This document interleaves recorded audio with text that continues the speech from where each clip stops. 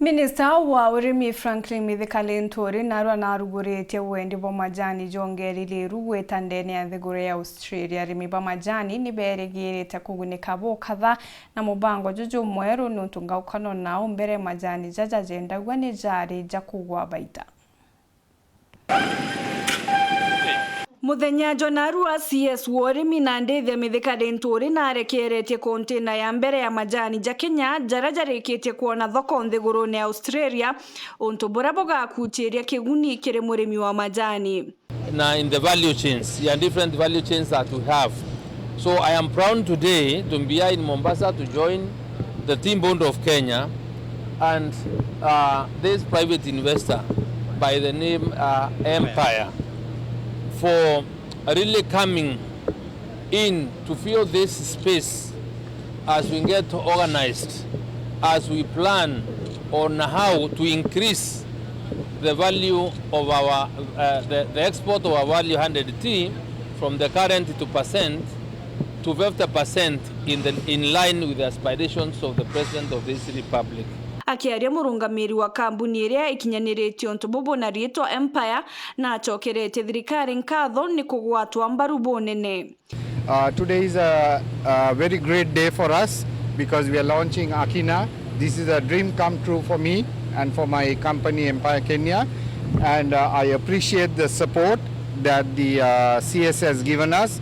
We truly appreciate, and the vision of our President, His Excellency William Samoei Ruto, and also I appreciate the help, assistance and the immense support given to me by the EPZ Authority and T-Board of Kenya. Na yombondi ya Majani nionanite gukenera itagari riri bagitariria riri nirio ikinya ria mbere kirumbani bo Majani nthigurune ya Kenya. My name is Dr. David Kiarie, the Chairman T-Board of Kenya. This is a great day for us. We really appreciate as a regulator. We appreciate the effort Honorable CS is doing to us and the entire fraternity, and we acknowledge the Empire company.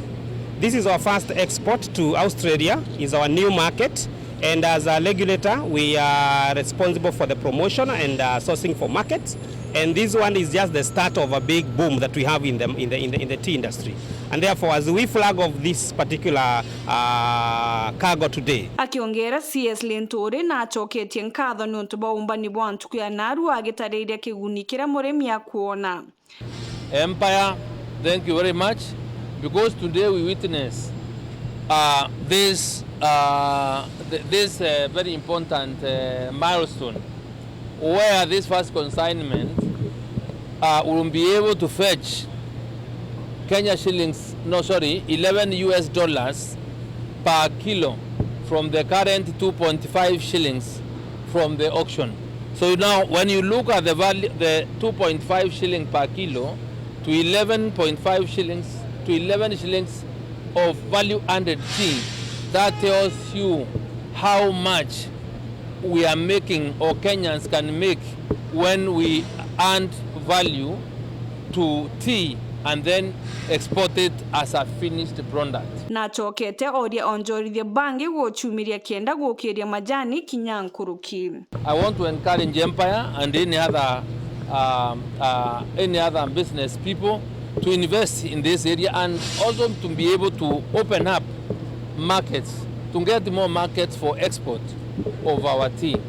Currently, and why this is so critical and very important, we have issues to do with our Pakistan and our Egypt market, and the sooner we are able to create or open up markets, then better for our farmers. Muthia no gite thirikari iri na mibango ya gwaka factory ithanthatu gutigire iba guchokia Majani haria jari au kabere. If we are really mindful, because we are, of the plight of farmers, and our greatest focus is to have the farmer get the best, then we cannot run away from that reality. And we are looking at establishing around 12 lines, 12 factories in this country being supported to create an orthodox processing line